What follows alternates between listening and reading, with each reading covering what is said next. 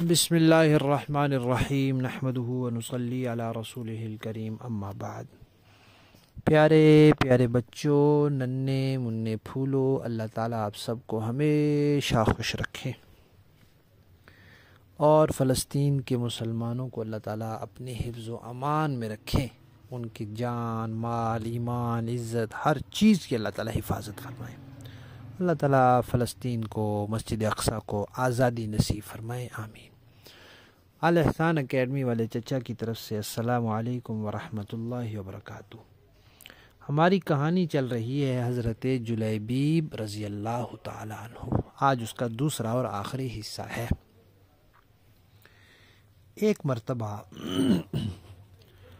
مسلمان ایک لڑائی میں، ایک جہاد میں، ایک غزوے میں گئے، کافروں کے ساتھ لڑائی ہوئی اور بالآخر مسلمان جیت گئے، ان کو فتح ہو گئی، کامیاب ہو گئے اللہ تعالیٰ کی مدد سے۔ نبی پاک صلی اللہ علیہ وسلم لڑائی ختم ہونے کے بعد سب چیزوں کی دیکھ بھال فرماتے تھے، ساتھیوں کو دیکھتے تھے، سامان دیکھتے تھے، ہر چیز پہ نظر رکھتے تھے۔ تو آپ نے صحابہ کرام سے فرمایا کہ دیکھو، آپ کا کوئی ساتھی کہیں گم تو نہیں ہو گیا؟ کوئی کون مطلب شہید ہو گئے ہیں آپ کے ساتھیوں میں سے؟ تو صحابہ کرام نے بتایا کہ فلاں فلاں فلاں لوگ جو ہیں وہ شہید ہو گئے ہیں۔ اب ان میں حضرت جلیبیب اس مارکے میں شریک تھے، اس غزوے میں حضرت جلیبیب رضی اللہ تعالیٰ عنہ بھی شریک تھے، لیکن شہید ہونے والوں میں صحابہ نے ان کا نام نہیں لیا۔ حضور کو وہ نظر بھی نہیں آ رہے تھے، تو حضور نے دوبارہ پوچھا کہ دیکھو بھائی، کوئی اور بھی ایسے ہیں جو شہید ہو گئے ہیں؟ تو صحابہ نے عرض کیا کہ اور تو ہمیں کوئی ساتھی شہداء میں نہیں ملے۔ شہداء کو دیکھا، اکٹھا کیا تو اور کوئی ساتھی نہیں ملے۔ حضور نے فرمایا کہ جلیبیب مجھے نظر نہیں آ رہے، ان کو ڈھونڈو، تلاش کرو کہ وہ کدھر ہے۔ اب وہ تلاش کرنے لگ گئے تو لڑائی کے میدان میں ایک جگہ انہوں نے دیکھا کہ حضرت جلیبیب شہید ہوئے ہیں اور ان کے دائیں بائیں 7 کافر جو ہیں وہ مرے پڑے ہیں۔ تو اس صورتحال کو دیکھنے سے اندازہ ہوا کہ وہ اکیلے 7 بندوں سے لڑائی کر رہے تھے اور 7 کو انہوں نے مار دیا تھا، لیکن ان سے لڑتے لڑتے جو زخم ان کو لگ گئے تھے اس کی وجہ سے پھر وہ خود بھی شہید ہو گئے۔ اتنے بہادر نبی پاک صلی اللہ علیہ وسلم کو صحابہ کرام نے بتایا کہ اس طرح وہاں میدان میں وہ شہید ہوئے ہیں اور ان کے دائیں بائیں 7 کافروں کی لاشیں پڑی ہیں۔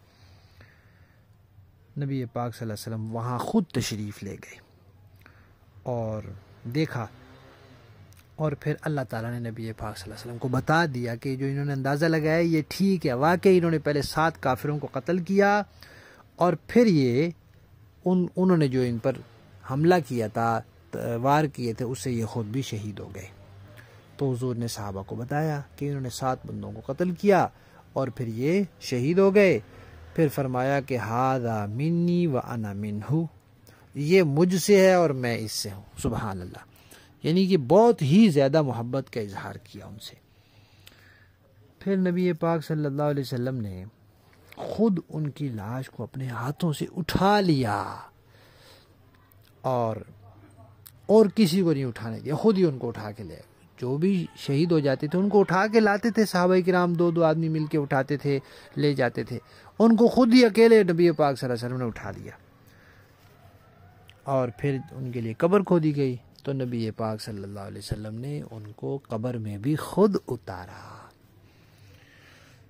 تو دیکھیں پیارے بچوں، مال کی کوئی وقعت اللہ تعالیٰ کے نزدیک نہیں ہے۔ کسی کے پاس زیادہ مال ہو نا تو اس کا یہ مطلب نہیں ہوتا کہ اللہ تعالیٰ اس سے خوش ہیں، راضی ہیں، اس لیے اللہ تعالیٰ نے اس کو زیادہ پیسے دے دیے ہیں، بڑا مکان دے دیا ہے، بڑی چیزیں اس کو دے دی ہیں، یہ کوئی چیز نہیں ہے۔ اسی طرح کسی کی شکل و صورت بہت اچھی ہے، رنگ بڑا سفید ہے، گورا چٹا ہے تو یہ بھی اللہ تعالیٰ کے نزدیک کوئی وقات نہیں ہے کہ یہ کوئی اللہ کو پسند تھا اس لیے اللہ نے ایسے رنگ والا بنا دیا، کوئی نہیں۔ کوئی بڑے اونچے خاندان والا ہے یا کوئی بڑے عہدے والا ہے، کوئی صدر ہے، کوئی وزیر ہے، کوئی یہ بھی اللہ تعالیٰ نے کوئی وقات نہیں۔ اللہ تعالیٰ کے نزدیک وقات کس کی ہے، کس چیز کی قدر ہے، کس چیز کی قیمت ہے، اللہ تعالیٰ کیا دیکھتے ہیں؟ اللہ تعالیٰ دیکھتے ہیں بندے کا عقیدہ، دیکھتے ہیں بندے کا عمل، دیکھتے ہیں اس کا عقیدہ ٹھیک ہے، یہ مسلمان ہے، پکا مسلمان ہے، صحیح عقیدے والا ہے، اور اس کا عمل ٹھیک ہے، اس کے سارے کام سنت کے مطابق ہیں، اللہ تعالیٰ یہ دیکھتے ہیں۔ اس کی وجہ سے اللہ تعالیٰ پھر بندے کو مرتبہ اور مقام دیتے ہیں۔ تو وہ جو صحابی تھے وہ سچے اور مخلص صحابی تھے۔ شکل و صورت، مال، حسب، خاندان یہ چیزیں نہیں تھی تو کیا ہوا؟